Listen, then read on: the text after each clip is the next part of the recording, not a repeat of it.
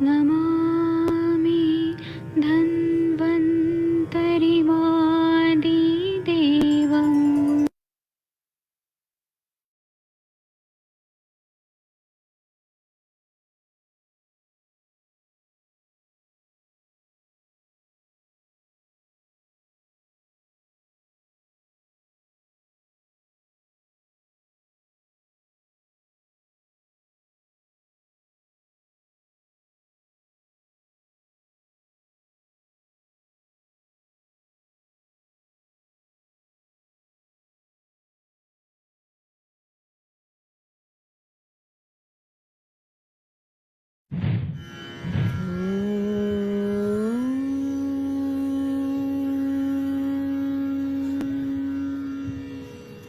शङ्खं चक्रं जलौकां दधतमृतं घटं चारुदौर्भिश्चतुर्भिः सूक्ष्मं स्वच्छातिरुद्यं शुकपरिविलसनम् मौलिमम्बोजनेत्रं कालाम्बोद्योज्ज्वलाङ्गं कटितटविलसश्च चारुपीताम्बराढ्यं वन्दे धन्वन्तरिं तव निखिलगदमिव प्रौढदावाग्निलीलम्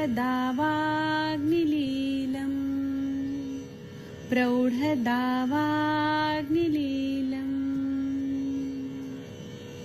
कोई भी सपना साकार करने के लिए सबसे जरूरी है सही कोच का होना। चुनिए आयुष दर्पण डिजिटल को और करे अपने क्लिनिकल आयुर्वेद सीखने का सपना साकार। Download the app now.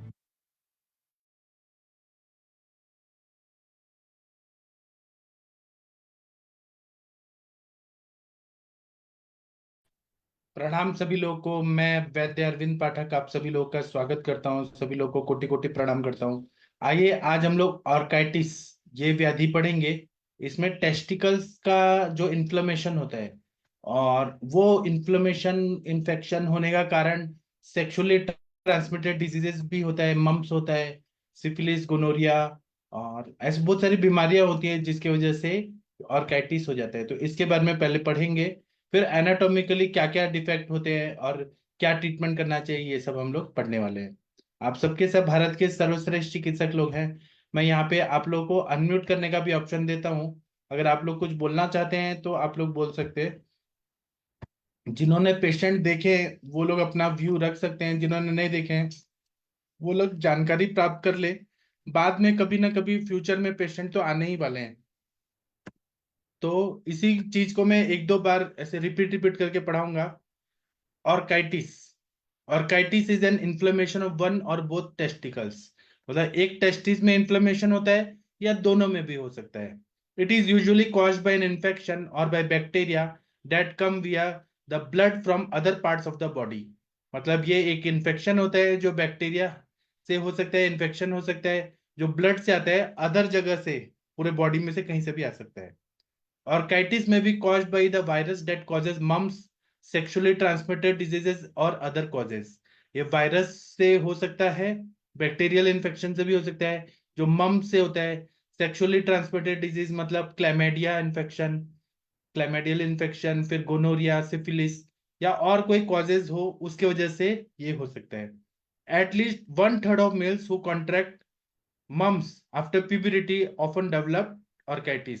मतलब जिनको कॉन्ट्रैक्ट मम्स मतलब जिनको मम्स हुआ है 1/3 मेल्स को तो ये होता ही है ऑर्काइटिस प्यूबरिटी के बाद। ऑफन डेवलप मतलब बार बार होता है। If both testicles are inflamed the inflammation and infection may reduce fertility. अगर दोनों इन्फ्लेम्ड हो गया टेस्टिकल तो ये इन्फ्लेमेशन और इन्फेक्शन की वजह से फर्टिलिटी जो है वो कम हो जाती है। मेल इनफर्टिलिटी का एक कारण होता है। इट इज इन्फ्लेमेशन और इन्फेक्शन ऑफ द टेस्टिकल। ये मतलब इन्फेक्शन होता है या इन्फ्लेमेशन होता है टेस्टिकल का, इसको ऑर्काइटिस बोलते हैं। इसके इटियोलॉजिकल कॉजेज क्या क्या होते हैं, तो पायोजेनिक बैक्टीरिया जो हीट में बढ़ते हैं, गोनोकोकाई, ट्यूबरकल बैक्सीलाई और वायरसेस, मतलब जो टीबी करने वाले बैसिलाई होते हैं या वायरसेस, उनसे हो सकता है। ट्रॉमा के वजह से हो सकता है। इन्फेक्शंस, मोनोन्यूक्लियोसिस, या प्रोस्टेटेक्टोमी, प्रोस्टेट का रिमूवल करने की वजह से इन्फेक्शन होता है। या एपिडिडाइमाइटिस, जो हमने कल पढ़ा था, एपिडिडाइमाइस जो रहता है उसका इन्फ्लेमेशन। या कैथेटराइजेशन, कैथेटर लगाए यूरिन के लिए, यूरिन पास नहीं हो पा रहा है, नॉर्मली जाके नहीं कर पा रहे, तो उस कैथेटर की वजह से होता है। या यूरिनरी ट्रैक्ट इन्फेक्शन से हो सकता है। हॉस्पिटल में तो ये बहुत सारे कॉजेज मिलते हैं जिसकी वजह से ये होता है। इन्फ्लुएंजा भी होता है, मम्स और सिफिलिस भी होता है। पैथोफिजियोलॉजी है ड्यू टू एटियोलॉजिकल फैक्टर, जो कारण है उसकी वजह से होता है। Inflammatory fluid seeps the testicle into the serous membrane lining epididymis and the testicle, मतलब जो इंफ्लेमेटरी फ्लूइड है ना, वो टेस्टिकल से पूरा सेरस मेम्ब्रेन में जाता है, सेमिनल वेसिकल्स में जाके सब जगह पसर जाता है और टेस्टिकल्स में हो जाता है। यूनिलैटरल होता है या बायलैटरल स्वेलिंग होती है। क्लिनिकल मैनिफेस्टेशन होता है कि hydrocele is associated with orchitis, hydrocele भी रहता है ऑर्काइटिस के साथ में। नोशिया एंड वॉमिटिंग होता है पेशेंट को। टेस्टिकुलर एट्रोफी होता है, मतलब वो टेस्टिस है ना, वो सूख जाता है, एट्रोफिकल चेंजेस होते हैं। पेन रेडिएटिंग टू इंग्वानल हर्निया, मतलब इंग्वानल हर्निया तक ये पेन जाता है। इनफर्टिलिटी होता है, चिल्स, ठंडी बज के आता है, बुखार होता है, इन्फेक्शन होता है। फिजिकल एग्जामिनेशन में शो एनलार्ज और टेंडर प्रोस्टेट ग्लैंड बड़ा है, एनलार्ज हुआ है। टेंडर और enlarge lymph nodes in the groin inguinal area on the affected side, जिस साइड में टेस्टिकल्स में इंफ्लेमेशन है वहां पर लिम्फोडेनोपैथी भी दिखेगा और टेंडर होगा। और tender and enlarge testicle on the affected side, मतलब वो टेस्टिकल बड़ा होगा, टेंडर होगा, एनलार्ज हुआ होगा, क्योंकि इन्फ्लेमेशन है और इन्फेक्शन है। टेस्ट में include complete blood count, CBC कराते हैं, टेस्टिकुलर अल्ट्रासाउंड कराते हैं। Test to screen for chlamydia and gonorrhoea, urethral smear, तो क्लैमिडिया का इन्फेक्शन या गोनोरिया ये देखते हैं हम लोग, यूरेथ्रल स्मेयर करके वो निकाल के फिर स्क्रीनिंग करते हैं। यूरिन एनालिसिस करते हैं, यूरिन कल्चर करते हैं, क्लीन कैच में need several samples including initial stream, मतलब शुरुआत में जो यूरिन आ रहे हैं, अगर रात को यूरिन करे तो पहले शुरुआत वाला, पहले कुछ ड्रॉप्स, फिर मिड स्ट्रीम और आफ्टर प्रोस्टेट मसाज, उससे भी जो यूरिन निकल रहा है, इन तरह से 3 तरह का यूरिन को सैंपल लेके फिर चेक किया जाता है। मेडिकल मैनेजमेंट में एलोपैथी में ब्रॉड स्पेक्ट्रम एंटीबायोटिक थेरेपी देते हैं, एंटी इंफ्लेमेटरी, उसमें भी non steroidal anti inflammatory drugs है, स्टेरॉइड्स देते हैं, एंटीपायरेटिक ड्रग्स देते हैं, मम्स का वैक्सीन देते हैं, gamma globulin who is expose to mumps उनको देते हैं, warm and cold compression reduce swelling and increase comfort, तो कॉम्प्रेशन देते हैं वार्म या कोल्ड, इससे स्वेलिंग कम हो जाता है और कंफर्ट लेवल बढ़ जाता है। सर्जिकल मैनेजमेंट में एस्पिरेशन करते हैं, if hydrocele is present the fluid may be aspirated to reduce pressure on the testis, तो हाइड्रोसिल है तो वहां से पानी निकालेंगे। सर्जिकल टैपिंग करते हैं, तो it is done when oedema is persistent in decreases a chance of getting testicular atrophy when done with first 2 days। ठीक है, सर्जिकल टैपिंग करते हैं, एडिमा है तो एडिमा से पानी निकालते हैं, तो टैपिंग जैसे जलोदर में करते हैं, एसाइटिस में, वैसे टैपिंग करते हैं। सर्जिकल एक्सीजन करते हैं, द ट्यूनिका ऑब्लंजिया must be excised surgically to improve circulation in the testicles, तो ट्यूनिका ऑब्लंजिया जो है वो निकाल देते हैं तो ब्लड सर्कुलेशन टेस्टिकल्स में होने लगता है। कॉम्प्लिकेशन है कि some boys who get orchitis caused by mums who will have shrinking of testicles, testicular atrophy होता है। orchitis may also cause infertility, other potential complication include chronic epididymitis, death of testicle tissue, testicular infarction होता है, cells पूरे तरह से damage होते हैं, death हो जाता है। Fistula on the skin of scrotum, cutaneous scrotal fistula, scrotal abscess, मतलब विद्रदी जैसे वहां पे एक जख्म हो जाता है, घाव हो जाता है, जो भरता ही नहीं है कितना भी आप ट्रीटमेंट करें। Acute pain in the scrotum, और टॉर्जन हो जाता है वहां पे, ऐसे जैसे च्युइंगम चिपक जाता है वैसे टॉर्जन होता है, which is a surgical emergency, if you have sudden pain in the scrotum और testicles get immediate medical attention. फिर नर्सिंग मैनेजमेंट भी करना पड़ता है, pain medication, bed rest with scrotum elevated on the an ice pack पे स्क्रॉटम को रख के बेड रेस्ट करना पड़ता है, pain medication. patient educated to reduce discomfort from gonadal swelling and elevate systematic symptoms। उसको पढ़ाया बताया जाता है कि आपको ये स्वेलिंग है तो किस तरह से आपको सिस्टमिक सिम्टम से निकलना है, सब सिखाया जाता है। During the acute phase of gonadal swelling the scrotum must be supported with towel bridge और फोल्डेड टॉवल। फोल्डेड टॉवल से उसको कवर किया जाता है उसको सपोर्ट देने के लिए, या स्क्रॉटल ब्रिज एक इंस्ट्रूमेंट होता है उससे स्क्रॉटम को ऊपर वो निकाल ऐसे उठा के रखेगा। Rest and increase fluid intake are encourage for all the patients. Warm and cold compression may be applied to reduce swelling and increase is under control. Local heat or sits bath later infection may hasten resolution of the inflammatory process। थोड़ा heat देते हैं, seats bath देते हैं तो, लेकिन ये ज्यादा नहीं होना चाहिए, ज्यादा होगा तो ये और ज्यादा रिजोल्यूशन करेगा, ये ज्यादा बढ़ा सकता है। लोकल हीट तो बिल्कुल भी नहीं देना है, सिट्स बाथ भी नहीं देना है वहां पे, तो ये बढ़ जाएगा। वहां पे वार्म और कोल्ड कंप्रेशन ही देना है, लेकिन ये सिट्स बाथ और लोकल हीट नहीं देना है बिल्कुल भी, तो टेस्टिकल खराब हो जाएगा। Getting vaccinated against mumps will prevent mumps associated orchitis, है ना, जिसने मम्स के लिए वैक्सीन लिया है उसको ये नहीं होगा। Safer sex behaviour such as having only one partner at a time, monogamy, मतलब अगर सेक्स करना है तो एक से ही करो या कॉन्डोम का यूज करो। इससे जो सेक्सुअली ट्रांसमिटेड इन्फेक्शन है, अगर उससे हो रहा है, सिफिलिस गोनोरिया वगैरह हो रहा है सेक्सुअली ट्रांसमिटेड डिजीज के थ्रू, तो उससे हम लोग बच सकते हैं। कल मेरे पास जो पेशेंट आया था उसको ये भी था प्रॉब्लम, ठीक है। अभी मैंने इतना बता दिया, अभी आप लोगों को मैं कुछ और बताना चाहता हूँ। आप लोग 1 मिनट रुक जाइए, पहले आप थोड़ा एनाटॉमी देखिए, पहले मैं इसको थोड़ा हटाता हूँ स्टॉप शेयर करके। हाँ, मैं ये बताऊंगा और एनाटॉमिकली और बताऊंगा, पहले स्टॉप शेयर करता हूँ मैं। आप लोगों को ना ये सब जानना बहुत जरूरी है। पेशेंट आते हैं हमारे पास, 1 मिनट रुकिए, ये स्टॉप शेयर नहीं हो रहा। हाँ, अभी मैं आप लोगों को कुछ चीज दिखाऊंगा।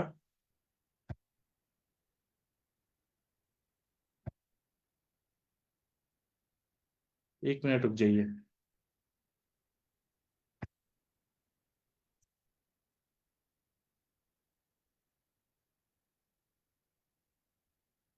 1 मिनट,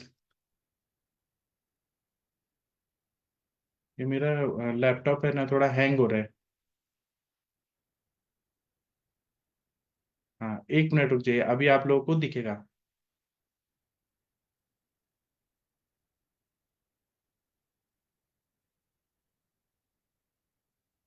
थोड़ा हैंग हो रहा है।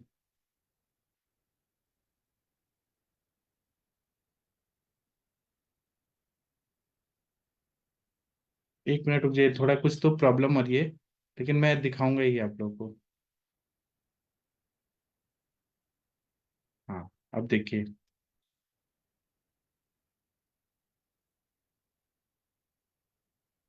थोड़ा हैंग हो रहा है, पता नहीं क्यों। चलिए, आता है तब तक मैं बताता हूँ। ऑर्काइटिस जो रहता है ये इन्फ्लेमेशन ऑफ द टेस्टिकल्स होता है। ये बैक्टीरिया का इन्फेक्शन से हो सकता है या वायरल इन्फेक्शन से हो सकता है। इसमें दोनों टेस्टिकल अफेक्टेड हो सकते हैं, सेम टाइम में हो सकते हैं। इसमें एक एक टेस्टिकल में भी होता है बहुत सारे लोगों में, या दोनों में हो सकता है। इसमें क्यों होता है ये आप पहले देखिए, जो मैं दिखा रहा हूँ ये देखिए पहले।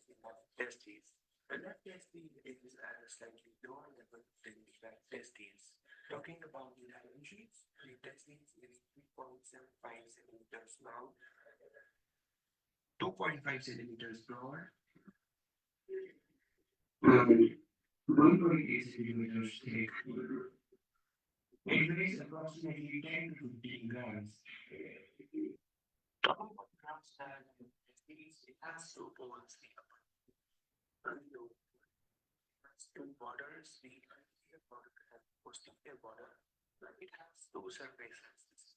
This surface and this is the ventral surface. And as you can see on the upper part, this structure is epididymis. Now which will be covered in this video. So this is a cross section of the testes which shows its internal structure. The testis is covered by three layers. This is the tubula vaginalis, this is the outermost layer, and this is the lower persistent part of the processus vaginalis. Inner to the tubula vaginalis is the tubula. This membrane that you see here, this is a white dense fibrous membrane that covers the testes all around. And the posterior border of the testes, which are this is the posterior border. This tubula, which begin to form vertical ridge as a medial side of the testes. So this is the medial side of the testes. And from this medial side, various septae pass into the internal structure of the testes, which divide the testes into various lobules. And the inner covering of the testes is the tunica vasculosa, which is the muscular coat of the testes. It styles the lobules of the testes. Talking about this internal part, as you can see, the testes is divided into approximately 200 to 350 lobules like this. And each lobule consists of 2 to 3 seminiferous tubules. These are the seminiferous tubules. And the lining of these seminiferous tubules consists of germ cells in various development phases. So as you can see, these seminiferous tubules converge at the apices of these lobules, and they form 20 to 30 straight tubules. And these straight tubules enter the medial side of the testes and then freely surrounding each one. And they form a single coiled structure known as the testes. And the testes gives rise to these efferent tubules, which you see right here. These are the efferent tubules. These are the they exit the testes to the superior bone, and they form the single tubule, which is hypoid or central from the epididymis. So talking about the blood supply of the testes is supplied by a set of testicular arteries. This you see right here is the right testicular artery, and this is the left testicular artery. And generally arise from the other level of second level. So as you can see right here, this is the point of connection of the testicular artery. Let me dissect out some extra vessels from this area so you can obtain the origin of the testicular artery. So as you can see, this is the point of origin of the right testicular artery, and this is the left testicular artery. They both arise at the level of the second level of the which is here.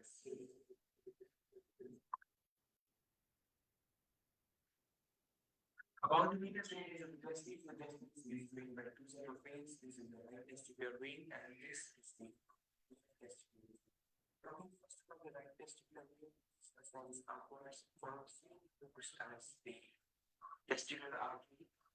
It ascends upwards and it inserts into the vein at the level of first. Now the insertion of the left testicular vein is different from the right testicular vein. The left testicular vein follows the same course of the opposite vein, but it doesn't drain the gamma, it drains the left vein. This you see here is the point of insertion of the left testicular vein, left vein. This is the point of insertion. Now the point of the testes are mainly drained by the pre-aortic lymph nodes. So these are pre-aortic lymph nodes. They are also drained by the para-aortic lymph nodes. Now let's talk about the anatomy of the epididymis. So as you can see, this is the epididymis which lies on the upper pole of the testes. What happens is the ductules which emerge out of the testes, which are approximately 30 numbers, they exit the other pole and form a single tubule, which is highly pointed on itself, and it forms the epididymis. The epididymis consists of three parts. This is the head of the epididymis, which is attached to the upper pole of the testes. This is the body of the epididymis, and this is the tail of the epididymis. The tail of the epididymis is composed of the ductus deferens, or the vas deferens. And the epididymis is also supplied by the testicular artery. So this was a brief analysis of the testes and the epididymis. In the next part of this video, we will study anatomy of the ductus deferens and semiversicolins. Make sure to check out the next video in this series to understand other parts of the system. चलिए मैं आप लोगों को और कुछ बताना चाहता हूँ।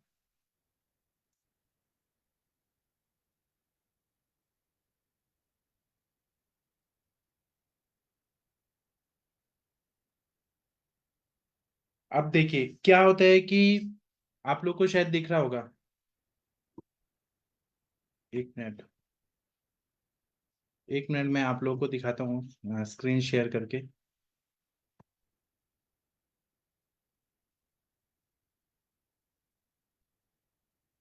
हाँ, अब आप लोगों को दिख रहा होगा बहुत सारा चीजें एनाटॉमिकली। तो नॉर्मल टेस्टिस देखिए कैसा होता है, और इन्फ्लेम टेस्टिकल ऑर्काइटिस कैसा होता है, और एपिडिडाइमाइटिस यहाँ पे स्वेलिंग है ऊपर वो होता है। तो ये क्यों होता है? तो इसमें हो सकता है कि मम्स अगर किसी को हुआ है, मम्स नाम की बीमारी है और या हिस्ट्री है मम्स की, वो ऑर्काइटिस में वो कन्वर्ट हो जाता है, ये एक कारण है। बैक्टीरियल इन्फेक्शन होता है, जो सेक्सुअली ट्रांसमिटेड डिजीजेज होते हैं, जैसे सिफिलिस हो गया, गोनोरिया हो गया, या फिर क्लैमिडिया हो गया। ये 3 डिजीज के वजह से ऑर्काइटिस होता है। या अनप्रोटेक्टेड सेक्स, अभी कोई इंसान है उसके बहुत सारे पार्टनर्स हैं, आजकल क्या है लिव इन रिलेशनशिप का बहुत ट्रेंड चला है। तो एक लड़की के बहुत सारे बॉयफ्रेंड्स होते हैं, उनके साथ करते हैं, या फिर एक लड़के की बहुत सारी गर्लफ्रेंड होती हैं, तो अनप्रोटेक्टेड सेक्स बिना कंडोम के कर रहे हैं, तो ये ऑर्काइटिस होने के चांसेस बढ़ जाते हैं। अब इसमें सिम्टम्स क्या होते हैं? Pain in testicles and groin, groin area में बहुत ज्यादा पेन होगा, टेस्टिकल्स में बहुत ज्यादा पेन होगा, tenderness in the scrotum, tenderness होगा, पेनफुल यूरिनेशन होगा, ठीक है। उसके बाद में पेनफुल इजैकुलेशन, इजैकुलेट करते टाइम भी बहुत ज्यादा पेन होगा, स्वोलन स्क्रोटम, स्क्रोटम पूरा सूजा हुआ रहेगा। तो इसमें आप लोगों ने ऐसे पेशेंट देखे हैं क्या? आप लोग कुछ बताइए, फिर मैं एलोपैथी में तो इसमें यही जो मैंने बताया, एंटीबायोटिक देते हैं, broad spectrum antibiotic, anti inflammatory drugs, pain killers, और वार्म एंड कोल्ड कॉम्प्रेशन, ये सब देते हैं। आप लोगों ने कुछ पेशेंट देखे हैं क्या? अगर आप लोगों का कोई अनुभव है तो कृपया बताइए। मैंने यहाँ पे अनम्यूट करने का ऑप्शन दिया है। डॉक्टर अभय सर, आप कुछ बोलना चाहेंगे? ऐसे पेशेंट देखे हैं आपने? हाँ सर देखे। तो ये नर्व क्या भी पाल्पेबल हो जाती है, अपन जो ये किए ना, जी तो उधर पेन होता है तो उस साइड का अपन नर्व और वो जो देखा इन्फ्लेमेशन वो पाल्पेबल बहुत पेनफुल रहती है। मैं तो उसमें चंद्रप्रभा बंकशिल वो एक टैबलेट है वो भी चलाता हूँ, जी क्योंकि बर्निंग मेचुरेशन भी रहता है कभी कभी। जी ठीक है। तो तो अब वरुणादि काढ़ा भी देता हूँ, आपा ये आपा मार्ग चल रहा है। जी जी सर, ठीक है। तो इसमें आप देखिए 4 फिगर है, क्रिप्टो और चीडिज्म, जिसमें टेस्टिकल ऊपर चला गया है, ऊपर की तरफ खिंचाव हो गया है। एक होता है हाइड्रोसिल, जिसमें पानी जमा हो जाता है। वेरिकोसिल में जो पेप्निफॉर्म प्लेक्सस है वो सूज जाता है, वेरिकोसिटी, वेरिकोस वेन्स हो जाते हैं। और ऑर्काइटिस में पूरा सूजा हुआ है। तो हम आज ऑर्काइटिस पढ़ रहे हैं, ठीक है। हम ये बाकी सब भी पढ़ने वाले, वेरिकोसिल हो गया है, हाइड्रोसिल पढ़ेंगे कल परसों, क्रिप्टो चेडिज्म ये पढ़ेंगे, टॉर्जन ऑफ द टेस्टिकल्स वो भी पढ़ेंगे। बहुत सारी चीजें हम पढ़ने वाले हैं। पहले हमने पेनिस का बहुत ज्यादा एनाटॉमिकल या फिर जो इंफ्लेमेटरी कंडीशन वो भी पढ़ा था, टेस्टिकल्स का भी पढ़ते हैं, और बहुत सारी बीमारियां हैं। अब देखिए वेरिकोसिल में कैसा होता है, पेप्निफॉर्म प्लेक्सस सूजन हुए, एब्डिडर्माइटिस ये कल पढ़ा था हमने, ऑर्काइटिस में पूरा टेस्टिकल में सूजन है, स्पर्मेटोसिल ये हम पढ़ने वाले हैं, टेस्टिकल टॉर्जन कैसे होता है वो हम पढ़ने वाले हैं, और ये क्या है, हाइड्रोसिल, ये पानी जमा होता है, ये भी हम पढ़ने वाले हैं। वृद्धि रोग, अब इस तरह से एंटीबायोटिक दिया जाता है जब ये ऑर्काइटिस होता है ना, तो यहाँ इंजेक्शन से दिया जाता है ऐसा। और ये जब हम ये पेट स्कैन करते हैं तो लेफ्ट साइड में इस तरह से दिखाई देता है कि वो पूरा इन्फ्लेमेशन है, इन्फ्लेम्ड है। ये पेट स्कैन क्या है, जब उसका ये करते हैं, कट करके निकालते हैं, अगर वो नहीं ठीक हो रहा है तो कट करना पड़ता है, नहीं तो इन्फेक्शन पूरा बॉडी में जाएगा। तो ये कट करते हैं तो इस तरह से इन्फ्लेम्ड टेस्टिकल्स ऐसे हमें दिखाई देते हैं। इसके ऊपर एब्डिडेमाइटिस है, और ये पूरा टेस्टिकल का ऑर्काइटिस हुआ है, ऐसा हमें दिखाई देता है। अभी आप लोग आयुर्वेद के पर्सपेक्टिव से देखिए, स्क्रोटम का स्किन देखिए किस तरह से वो भी खराब हो चुका है, और ऑर्काइटिस इतना ज्यादा फैल गया है, और इसको काट के रिमूव किया गया है टेस्टिकल्स को। तो इसमें व्रण शोथ की चिकित्सा करते हैं। आयुर्वेदिक बुक्स में व्रण शोथ का चिकित्सा है या शुद्र व्याधियों में ऐसा बताया है कि अगर ऐसे हो जाता है तो उसकी चिकित्सा करना है। तिक्त रस का प्रयोग करते हैं, तिक्त और कषाय रस का प्रयोग करते हैं। और जब शोथ शुरू में है तो शोथहर चिकित्सा देते हैं, आम पाचन करते हैं, वातानुलोमन करते हैं, और शुक्र व स्त्रोतस पे काम करने वाली सारी दवाइयां हम लोग देते हैं, लेकिन कंडीशन के हिसाब से। फिर उसके बाद में सेकंड फेज जब ये बढ़ जाता है, तो अगर सेकंड फेज में आ रहे पेशेंट तो बृहन और रोग अपुनर्भव चिकित्सा करते हैं। पहले शोथर, आम पाचन, वातानुलोमन ये सब करके शोथ जाना चाहिए। तो आयुर्वेद में हम सूक्ष्म त्रिफला, एकेटी, चंपकागद और ऐसे बहुत सारे दवाइयां देते हैं शोथ करने के लिए। पुनर्नवा गुरुगोल, पुनर्नवा रिष्ट, रस सिंदूर, जो भी हमें सेलेक्ट करना है वो देते हैं। इसी तरह से कुछ कषाय कल्पना देते हैं, जैसे सुकुमार कषाय, वीर तरवादी कषाय, बृहत्यादि कषाय, चंद्र प्रभावटी, शिवा गुलिका, फिर गोक्षुर आदि गुगुल देते हैं। शतावरी लेहम देते हैं क्योंकि वो शुक्र व स्त्रोतस पे काम करता है और रसायन भी है और एंटी इंफ्लेमेटरी भी है। फिर बस्त्यास्मांतक घृत देते हैं खाने के लिए, या फिर वो भी आम पचन होने के बाद ही घृत कल्पना देते हैं कि जल्दी ही लो। त्रिकंटक घृत मतलब गोक्षुर आदि घृत देते हैं, धानवंतर घृत देते हैं, सुकुमार घृत देते हैं, वीर तरवादी घृत देते हैं, गुगुल तिक्तक घृत देते हैं।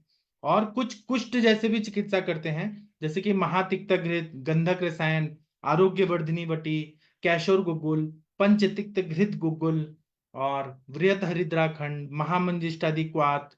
जो कुष्ठ की चिकित्सा है वह सब हम यहाँ पे अप्लाई करते हैं। और अब्रक भस्म देते हैं, स्वर्ण भस्म देते हैं, धानवंतर तेल का पिचू रखते हैं, या जात्यादि तेल का, व्रण शोधक तेल, व्रण रोपक तेल हम लोग जो, और क्लेद को दूर करने वाली सारी चिकित्सा, जैसे हम यूरिनेशन से सारा क्लेद निकले तो चंद्र प्रभावटी, पुनर्नवा गुगुल, गोक्षुरादि गुगुल ये सब देते हैं, क्लेद निकलते जाएगा। और जिस तरह से हम व्रण की चिकित्सा करते हैं, जैसे कि काशी सादी चूर्ण, कपर्दिका चूर्ण, पूरा व्रण की चिकित्सा हमें यहाँ पे अप्लाई करना है। और अग्निमंद को ठीक करना है, आम का पचन करना, आम पचन के साथ में ग्रहणी की चिकित्सा, शुक्र व स्त्रोतस में काम करने वाली कपिकच्चू, मुसली, फिर उसके बाद में अश्वगंधा, शुंठी, और क्या, शतावरी, गोक्षुर, ये सब द्रव्यों का। और कुछ कुष्ठग्न दवाएं जैसे आम्र हरिद्रा, हरिद्रा, दारू हरिद्रा, गुडुची, और हरित की, त्रिफला, ये सब का प्रयोग करते हैं। तो हमारा पेशेंट ना काफी हद तक ठीक हो जाता है। अभी आप डॉक्टर महेंद्र सर, आप कुछ बोलना चाहेंगे? आपके दिमाग में क्या आ रहा है ये बीमारी देख के? पेशेंट देखे या ना देखे, लेकिन आपके दिमाग में क्या आ रहा है? दिमाग में तो यही आ रहा है, ये ऊपर से तो ऐसे लग रहा है जैसे स्किन डिजीज में उस तरह का हो जाता है, स्किन उस तरह का ये अंदर से हो गया है ये। जी, तो क्या देंगे सर? अपना कुष्ठ का ही वो अंदर जो आंतरिक आंतरिक कुष्ठ के हिसाब से अपन इसको मान सकते हैं, उसके हिसाब से यदि ये इस तरह से दिख रहा है ये तो उसी का, जैसे आंतों में भी हो जाता है कई बार, तो उसी तरह का इसका लक्षण दिख रहे हैं ऊपर से स्किन से देखने पे तो। हाँ सर। और न अगर ये भी देखना है कि सिफिलिस से हुआ है, गोनोरिया से हुआ है, फिरंग से हुआ है, तो उसके हिसाब से चिकित्सा करते हैं। तो वो मैं बताता हूं। अगर जैसे कि उपदंश हुआ है तो हम लोग क्या देंगे? तो उपदंश क्यों बोलते हैं कि उपदंशम संज्ञाम च दंशनोपाधि मंत्रेणापि रूढ़ाबुद्धव्या, मतलब दंश मतलब काटना, काटने से या अन्य आघात से गुहे भाग में जो पिटका होती है उसे उपदंश कहते हैं। और यह मैथुन जनित सांसर्गिक रोग है, मतलब सेक्सुअली ट्रांसमिटेड डिजीज है। और यह फिरंग जैसे बाहर क्या हुआ, इंडिया में जब मध्यकालीन भारत था तो बहुत सारे बाहर से लोग आते थे, मंगोलियन आते थे, फिर हुण आते थे, फिर पोर्तुगीज आते थे, फ्रांसीसी लोग आते थे, अंग्रेज आए, मुगल आए, बहुत सारे लोग आए, और वो तुर्क लोग आए। तो वो यहाँ की बहू बेटियों को लेके जाते थे और उनके साथ जबरदस्ती सेक्स करते थे, बलात्कार करते थे, और फिर छोड़ देते थे। तो वहां से वो फिरंग रोग आया, क्योंकि चरक सुश्रुत में नहीं लिखा है उस टाइम पे, ये नहीं था। मध्यकालीन भारत में माधव निदान लिखा गया है, उसमें इसका उल्लेख किया गया है। तो ये आगंतुक कारण भी है, चीरकारी और दारुण व्याधि है। तो इसका हेतु बताया है माधव निदान में, उपदंश रोगाधिकार में, हस्ताभिघातात नख दंत पातात धावनात् अत्यति सेवनात् वा योनि प्रदोषाच भवन्ति शिश्ने पंचोपदंशा विविधोपचार ही। मतलब मेढ्र का हाथ से बहुत ज्यादा मर्दन करना, बहुत जोर जोर से हस्त मैथुन करना, मतलब वो लड़की जो है वो बहुत जोर जोर से कर रही है, जोर जोर से कर रही है। और नख और दंत से मेढ्र पे आघात करना, मेढ्र का शोधन न करना, स्वच्छता का पालन न करना, दुष्ट योनि से संसर्ग होना, ऐसे 5 प्रकार से उपदंश होता है। ठीक है।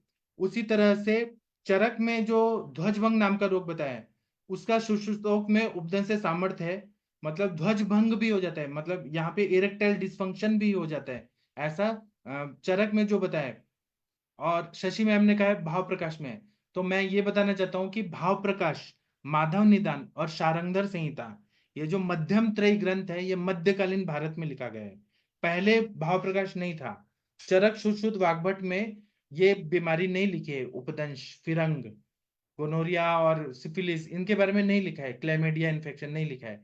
मध्यकालीन भारत में लिखा गया है जब आक्रमण हो रहे थे और यहाँ पे हिंदू के सारे मंदिर तोड़े जा रहे थे, तब जब आक्रमण होते थे, तब उस समय में भाव प्रकाश मिश्रा जी ने लिखा, शारंगधर मिश्रा ने लिखा और माधवकार ने लिखा है।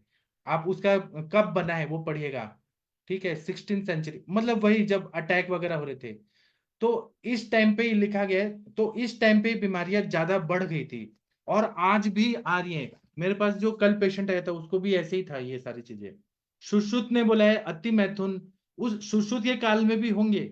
सुश्रुत जो है वो प्रैक्टिकली सब चीज बताते हैं, चरक जो है वो लॉजिकल चीजें बताते हैं, वो तत्व ज्ञान से रिलेटेड। सुश्रुत प्रैक्टिकल इंसान है, वो सर्जरी देखते हैं, वो प्रैक्टिकल करते हैं सब। तो अति मैथुन से, रजस वाला स्त्री के साथ अगर मैथुन किया जा रहा है, दीर्घ कर्कशा रोमा ऐसे योनि है, या अशुद्ध योनि है, या जिसको वाइट डिस्चार्ज हो रहा है, या फिर योनि रोग से पीड़ित स्त्री के साथ मैथुन करने से उपदंश, ये कारण सुश्रुत ने बताया है। और उपदंश में छत होना आवश्यक होता है, यह छत नख से, मैथुन से, आघात से हो सकता है।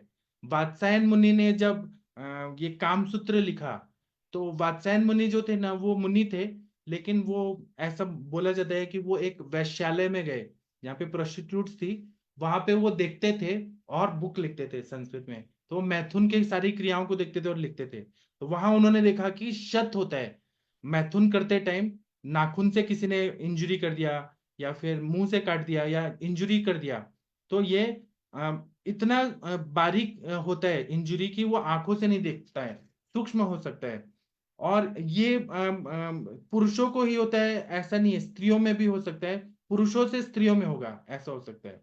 उपदंश से पीड़ित अगर स्त्री है और उसके साथ अगर संभोग किया जाए तो पुरुष को भी होता है, तो पुरुष से स्त्री को, स्त्री को पुरुष, स्त्री से पुरुष को, ये दोनों को होते जाता है।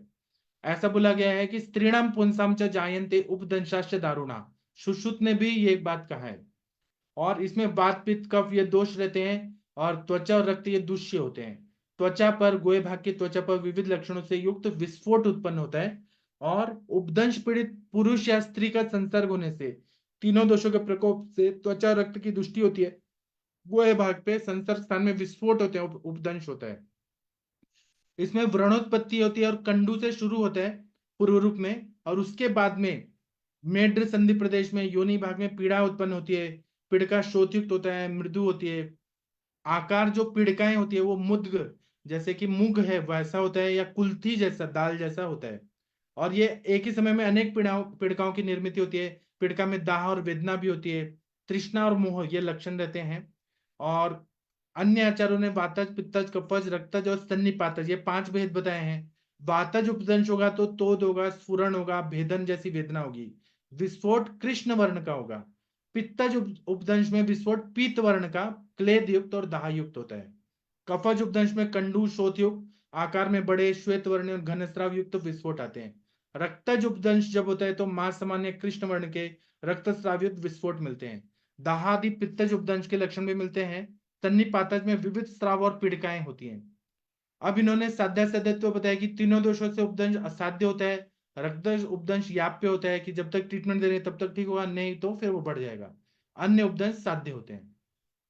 जिस रोगी में मेड और गुहे भाग में मांस विशीर्ण हो गया है, जैसे कि आप लोगों को ये दिख रहा है, मांस सड़ गया है पूरा मेड में और गुहे भाग में, कृमियों से भक्षण किया भासमान हो रहा है, जैसे कीड़ों ने काट दिया है, खा लिया है, मैगोट्स हो गए, वह रोगी असाध्य समझना चाहिए।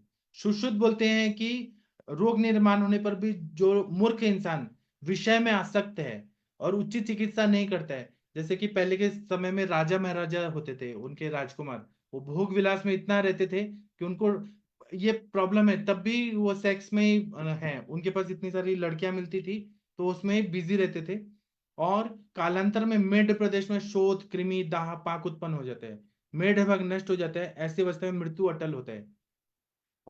और एक पुणे में बहुत प्रसिद्ध वैद्य है, उनका बेटा भी ऐसे ही था। ये पुराने जमाने की बात नहीं है, अभी का भी है। आज से 10 साल पहले एक पुणे के बहुत बड़े वैद्य हैं, उनका बेटा बिगड़ा हुआ था, गोवा में 6 6 लड़कियों को लेके जाता था और सबके साथ करता था। तो ये, और उसको ये उपदंश व्याधि हुआ था, जो ग्रंथों में है ना वो होता है। तो 6 लड़कियों के साथ अगर लेके जाएगा गर्लफ्रेंड को, और पैसा का बहुत ज्यादा घमंड है, तो ऐसे ही होता है। और इसमें क्या कॉम्प्लिकेशन होते हैं, तो क्लैब्यता आती है, शरीर अवयव झड़ जाता है, गिर जाता है, पूरा सड़ जाता है, और चिकित्सा फिरंग जैसे करनी चाहिए।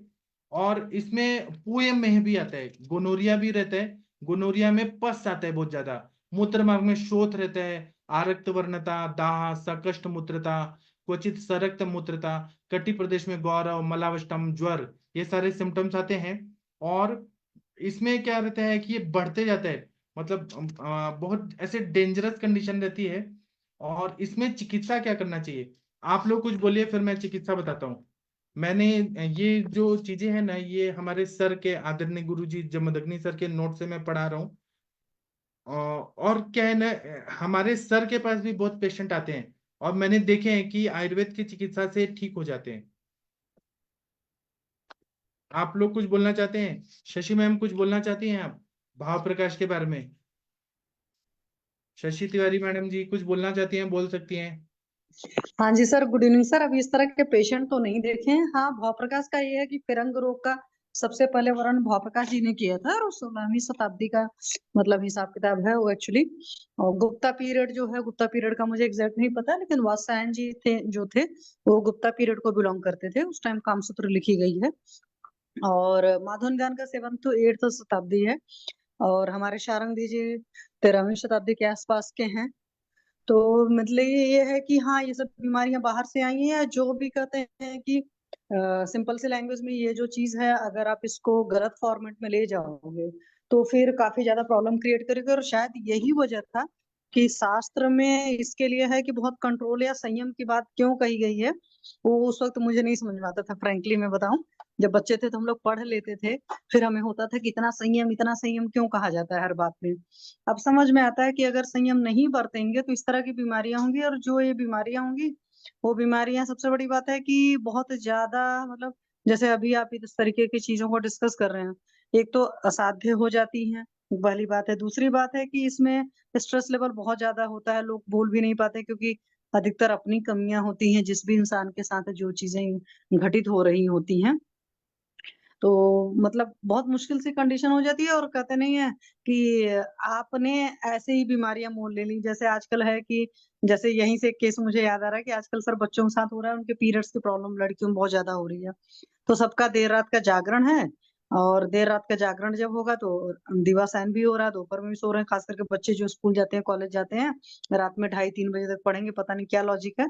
और सुबह फिर दिन में सोएंगे, और जंक फूड तो खाने में चैंपियन है ही, क्योंकि वो पता नहीं क्या उनको लगता है कि अमृत है, या this is the real food, उनको ये लगता है, मतलब जिसमें स्वाद मिल रहा है वो। तो वो चीज खा खा करके फिर हालत ये हो जाती है कि अभी 18-20 साल की भी बच्ची नहीं हुई है, और महीने में 2-2 बार पीरियड्स आ रहे हैं, एक्सेस पीरियड आ रहा है, पेन हो रहा है।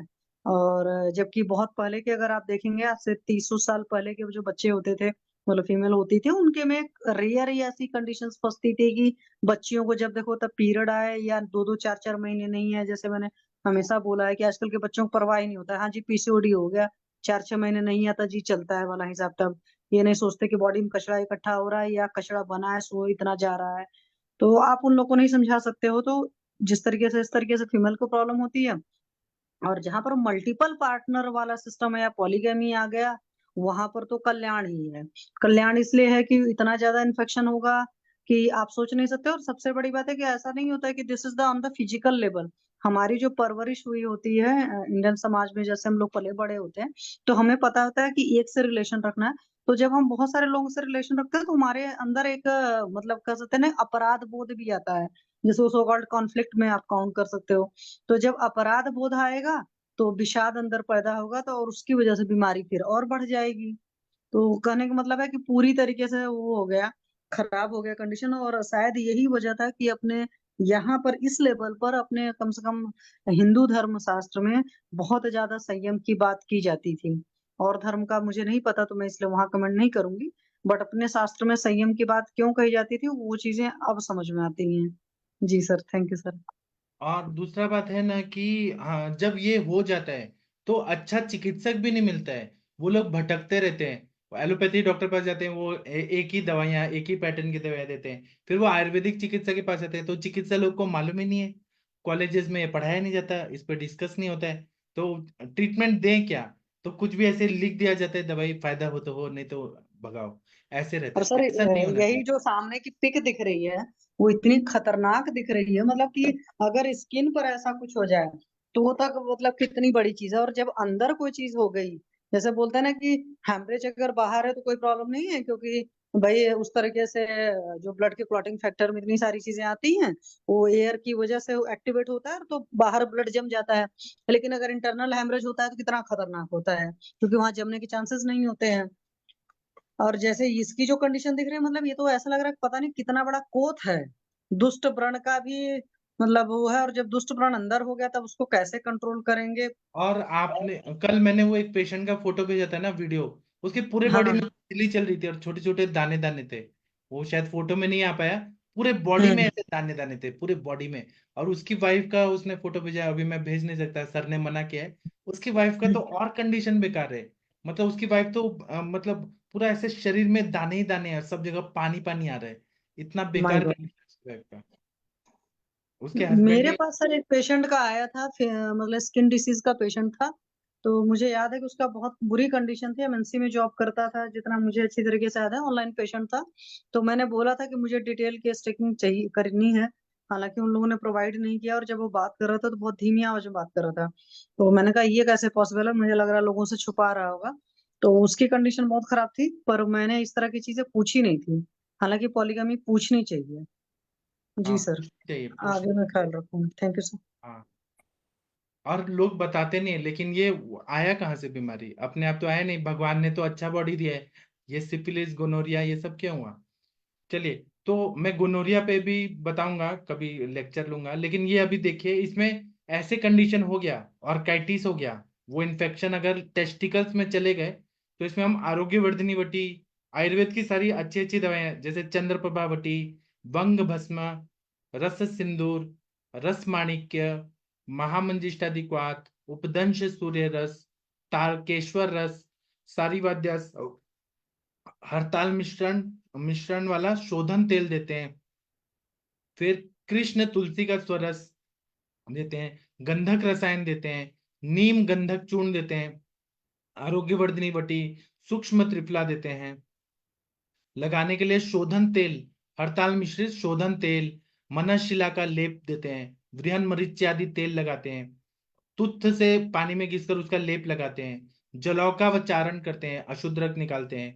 उसी तरह से कपिला, यष्टि मधु, चंदन आदि द्रव्यों का सिद्ध किया हुआ जो तेल है वो लगाते हैं। उसी तरह से वंग त्रिवंग भस्म, फिर इनका प्रयोग करते हैं, शंख जीरक, कपिला, चंदन, तिल तेल। और कभी कभी हम लोग मोम से बनाया हुआ मलहम लगाते हैं, सर्जरस मलहम जैसे रहता है ना। और हमारे सर तो बताते हैं कि ये कैलाश जीवन करके आते हैं, ऑनलाइन में मिलता है, वो अगर सिफिलिस के इन्फेक्शन में लगाया जाए, जो व्रण है उसमें बहुत अच्छा फायदा होता है, ठंडक मिलती है, क्योंकि वो नारियल तेल में बनाया है। तो और उसमें मोम वगैरह डाला है, कैलाश जीवन लगाने से फायदा होता है। महामंजिष्टादिक्वात, चंद्र प्रभावटी, इसका प्रयोग करते हैं। और इसमें हम अगर शोधन अगर पॉसिबल है तो वमन विरेचन बस्ती ये करा दें, लेकिन प्रिकॉशन लेना बहुत जरूरी है। आप पेशेंट से कभी हाथ मत मिलाइए, पेशेंट से दिया हुआ नोट मत लीजिए अपने हाथ, क्योंकि उसका इन्फेक्शन आपको होने वाला है। ये स्किन टू स्किन फैलता है ये बीमारी। आपने कुछ नहीं भी किया तब भी आपको हो सकता है। इसके लिए आपने ग्लव्स पहन ले, ग्लव्स पहन के पेशेंट का पल्स देखना है तो देखें, और फिर पूरा सैनिटाइज करना है। आपने मैंने कल किया, आपने पूरे क्लिनिक को सैनिटाइज किया। इसमें घृतपान, वमन और विरेचन कराते हैं, रक्त मोक्षण कराते हैं। उसी तरह से इसमें हम लोग दारू हरिद्रा, पटोल, बिल्व पत्र, आरगवद इनका प्रयोग करते हैं। कुटस त्वक, नीम त्वक, यष्टि मधु, फिर मरीच, त्रिकटु, पंचकोल इनका प्रयोग करते हैं। खाने में हम लोग खदीर घृत, नीम घृत जो मतलब कुष्ठ पे काम करते हैं, दारवी घृत, पटोल घृत, तिक्तक घृत, तिक्तक षटपल घृत, महातिक्तक घृत, महाखदीरादि घृत।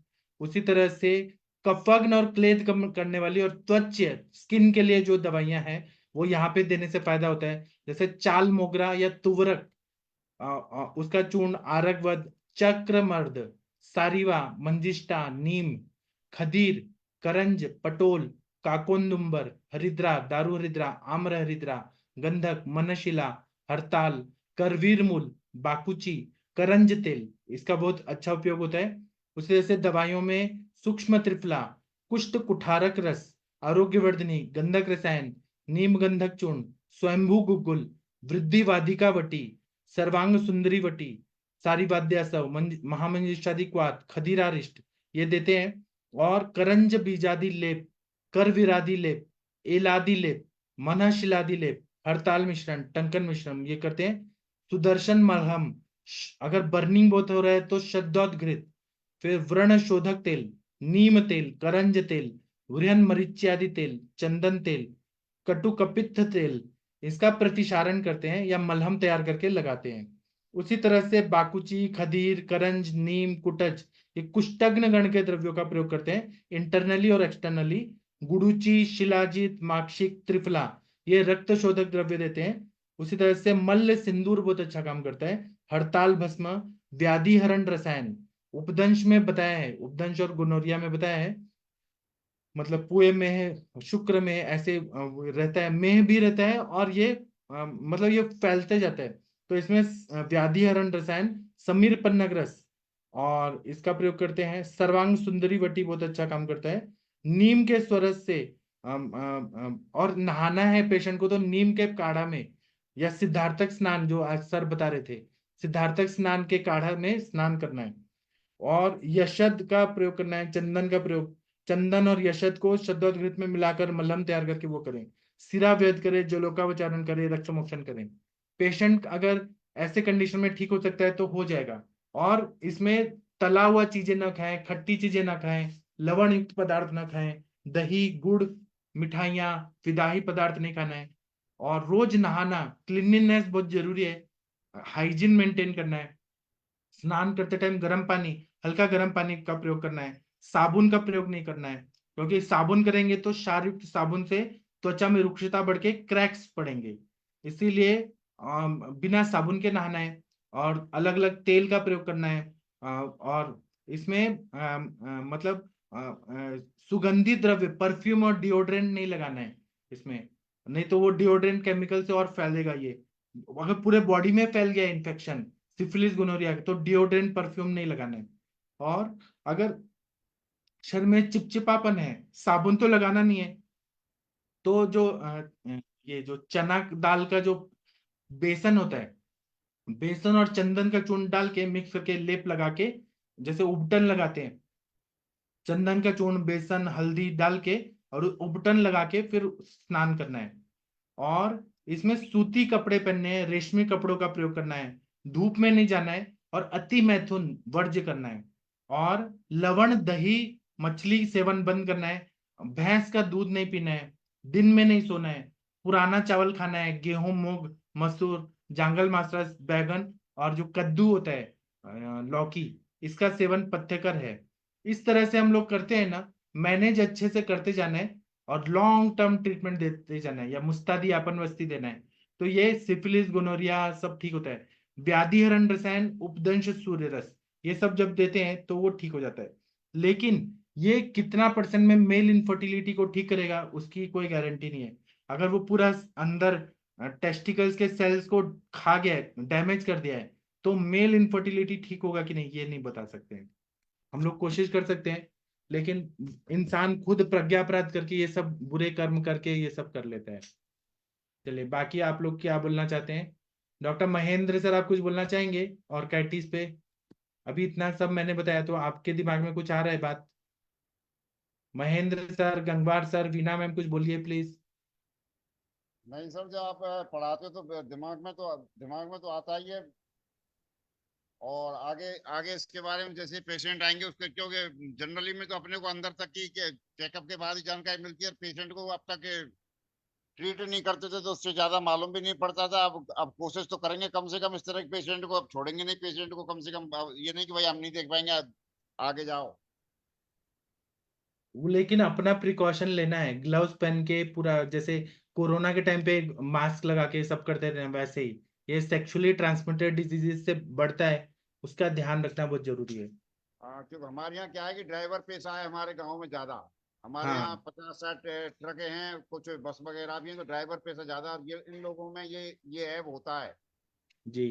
रेड लाइट में जाने का। हाँ तो इसलिए इनके इनकी दिक्कत खूब होती है। कई पेशेंट हैं, लेकिन अभी तो मैंने किसी को फिलहाल, आएंगे तो देखेंगे, क्योंकि अभी तो क्या, कोई जयपुर भग रहा है, कोई भरतपुर भग रहा है, कोई कहीं दूसरी जगह जा रहा है। मैंने कि एक बार जब पहले इसकी पूरी मेहनत करके एक बार उसके बाद में किसी एक पेशेंट को पकड़ेंगे और उसको देखेंगे फिर सही करके। जी। और पूना में तो बहुत ज्यादा हो रहा है, पूना में गणपति फेस्टिवल चल रहा है ना, तो लोग गांव से आते हैं, घर पे बोल के आते हैं कि गणपति देखने जा रहे हैं, 10 दिन बिना बताए आ जाते हैं, और वहां पे लॉज लेते हैं, और वहां पे एक साइड गणपति जी का मंदिर है, सारे पूरे ऐसे पंडाल लगे हैं, और एक साइड रेड लाइट एरिया का सब धंधा बहुत चलता है नवरात्रि तक। और वहां पे कैसे है कि मतलब सस्ते में मिल जाती हैं, क्योंकि वो भी मजबूर होती हैं। अब उनको ला दिया, सेक्स वर्कर बना दिया है, तो 50 रुपए में, 100 रुपए में वो लोग तैयार हो जाती हैं। एक दिन तो मैं गणपति का, मतलब जो मैं देख रहा हूँ वो मैं बता रहा हूँ। एक दिन मैं गणपति, जो यहाँ पे पुणे में दगड़ू शेठ गणपति हलवाई मंदिर है, बहुत फेमस है, फॉरेन में भी उसका लाइव टेलीकास्ट होता है। मैं वहां था मंदिर में, तभी मैंने देखा कि एक औरत थी ना, वो क्या कर रही थी कि उसके 2 ग्राहक थे, तो उसको लेके जा रही थी, और वहां पे बियर बार भी था। तो बियर बार में वो लड़की, अब वो जो भी हो, उसका काम वैसा कुछ भी हो, लेकिन वो लड़की क्या करी थी, अपने ग्राहक के लिए दारू का बोतल खरीदी, और 2 लड़कों को लेके गई, दारू खरीद के लेके गई। मतलब उसकी मजबूरी थी। अब शौक से तो कोई करेगा नहीं ये सब, लेकिन दारू भी पिलाना है और अपना बॉडी भी देना है, ऐसे मैंने देखा, तो मुझे दया आया, लेकिन अभी हम कुछ नहीं कर सकते हैं, उनका वही रोजी रोटी है। और अगर अभी क्या है कि अगर ये रेड लाइट एरिया ना हो, तो जैसे कलकत्ता में गैंगरेप हुआ, वैसे ही पूरे पुणे में अभी लड़कियां सेफ हैं रात को। अभी ये इतना अच्छा सेफ सिटी है पुणे, कि यहाँ पे रात को 2 बजे भी लड़की अकेले जाती है ना, तो जैसे दिल्ली वगैरह में ईव टीजिंग होता है, मतलब लड़कियों को छेड़ते हैं या फिर सिटी मारते हैं, पुणे में कभी नहीं होता है। जहां गंदगी है पूरा, सब जाके रेड लाइट एरिया में निकाल दो अपना, तो यहाँ की बाकी लड़कियां सुरक्षित हैं। 99.9% लड़कियां रात को भी बॉम्बे पुणे ट्रैवल करती हैं, लोकल में ट्रैवल करती हैं, कोई छेड़ता नहीं, कोई कुछ परेशानी नहीं, कुछ नहीं होता है। मतलब ऐसा हमें दिखता है, सेफ सिटी है। तो उसका कारण है कि रेड लाइट एरिया भी होना चाहिए, जहां गंदगी सब निकाल दो, सस्ते में सब निकाल दो, ऐसा है। चलिए, बाकी आप लोग कुछ बोलना चाहते हैं? क्या है ना कि मनुष्य जो होता है ना, वो मजे लेने के लिए सोचता है कि मुझे मनुष्य जन्म मिला है, तो इंद्रियों का जितना सुख है सब एंजॉय कर लो। घर में अपनी वाइफ से नहीं मिलता है तो बाहर एंजॉय करो, तो उसके वजह से सारी बीमारियां होती हैं। अगर जो ध्यान देता है वो ठीक है, नहीं देता है तो बीमारी सहो, पूरी लाइफ कष्ट सहो। जी। बाकी किसी को कुछ बोलना है? आप लोग के दिमाग में कोई और ट्रीटमेंट आ रहा है जो मैंने बताया उसके अलावा, तो बोल सकते हैं। डॉक्टर गणेश भोसले सर, अभय सर, आप लोग चिकित्सक हैं, हमें बीमारी से नफरत करना है, बीमार से नहीं। और पाप पाप से घृणा करना है, पापी से नहीं करना है। अगर कोई पेशेंट आ रहे हैं हमारे से मदद चाहता है, हमारा धर्म है उसका इलाज करना, लेकिन खुद को भी रक्षा करना है। प्राणेष्णा बोला है, खुद के प्राणों की रक्षा करते हुए दूसरों को बचाना है। अगर आप अपने प्राणों की रक्षा नहीं करेंगे और दूसरों के लिए करेंगे, तो वो गलत है, वैसा काम नहीं करना है। चलिए, महाजन सर, आप कुछ बोलना चाहते हैं? प्रीति मैम। वैद्य सपना मैम कुछ बोलना चाहती हैं?